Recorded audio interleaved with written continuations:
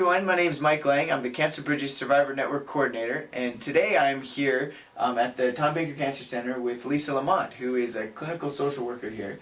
And we're going to talk about a subject that sort of has a lot of, I guess, stigma or taboo around it, and that's advanced care planning. And so there's a few components to advanced care planning, but we're just going to talk about one of them with Lisa today. So why don't you, so the thing we're going to talk about is personal directive. So what is a personal directive? Personal directive is a document that anybody over the age of 18 can create and have witnessed by somebody that's not named in the document, their signature witnessed. They don't need to have a lawyer do it. Mm-hmm. And the personal directive can address any non-financial decisions that might have to be made on your behalf if you're unable to make those decisions yourself. Mm-hmm. So it's important to choose what's called an agent, the person who would speak for you during a time of a medical crisis, for example. Mm-hmm. And so it's important to pick a person that you know would not necessarily agree with everything that you want, but you could count on to speak what your wishes are. Mm-hmm. And so what are some of those things you put in a personal directive then? So you'd put in I guess one of the biggest things is what kind of healthcare and life-saving kinds of actions would you want to be taken if you were severely ill or in an accident and unable to direct the healthcare team yourself. But there's other things as well, what you would wish for where you were going to live if you were no longer able to live at home, and what kind of activities you would be involved in, say if you were living in some kind of healthcare facility, who would be able to visit you or not. And this is all, if you can't communicate that yourself, then you have this document that will direct another person, a close friend or family member, to help sort of guide people as they take care of you. Yes, if you can't communicate. Great. Exactly. Cool. And so there's a lot of different reasons that people don't do that at the end of their life. And I think one of them is sort of this idea that if I do a personal directive, then I'm sort of giving up. I'm allowing cancer to sort of take over, and I'm giving up. And people feel like it gives the wrong message to their friends and family. So what would you say to people who are like, oh, I'm not sure I want to write one of these things?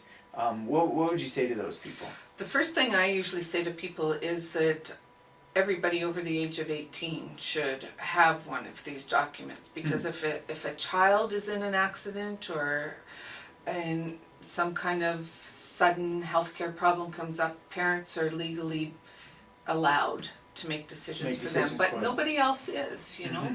And the healthcare system, doctors are bound by their Hippocratic oath to extend life and ensure that they do everything possible to keep a person alive. But if we know, for example, that a person is not going to have any quality of life because of a severe accident, that's the best kind of example that I can think of, then you would want somebody close to you to be able to say, yeah, these are the limits. She does not want this, right? So ever since I've known about personal directives, I've had one for myself, because I really do think it's important to still have that. It's kind of a remote control over your own health care.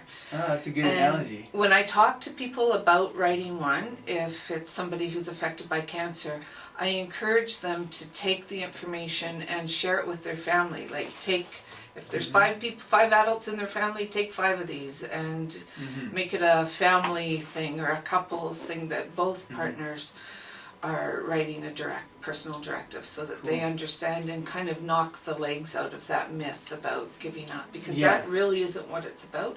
It's like writing a will. You're not anticipating that you're going to die anytime soon, but you're prepared for any eventuality. And so have you found that it doesn't give that symbol of giving up to people?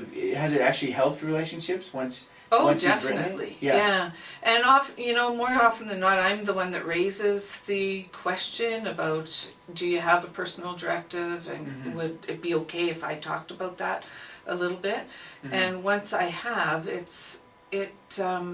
by having the conversation, people begin to understand that it's just it's a normal thing to do it. And then once they do it, there's often quite a huge sense of relief that the burden of, people keep asking me this and this health, through the cancer experience, I haven't done it, I've been putting it off.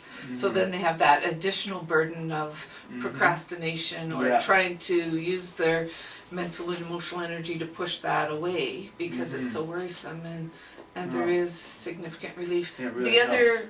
kind of side effect of doing it is it creates a way to talk to their family about what their wishes might be, and even to help them kind of sit down and give some thought to, well, what would I want if I couldn't decide those things myself. Cool. Yeah. So there we go. That myth is debunked. You know, if you doing one of these personal care directives really actually helps make it easier on everyone, rather than giving that signal that we're giving up. We're just like, no, we're going to deal this in a way that it's going to be easier for everyone involved. So that's really great. So there's actually here at the Tom Baker Cancer Center and up in Edmonton at the Cross, and I'm sure at all the smaller sites around the province, there's these wonderful little booklets called Conversations Matter, and it's basically just about doing these advanced care directives. It's a wonderful little resource. I put the link to this resource at the bottom of the page here, so please check that out. And thank you, Lisa, for being with us. You're very welcome. Debunking that myth for us, because I know it's probably a really big one. Yeah. Great. All right. Okay. Thanks, everyone. See you later. Bye.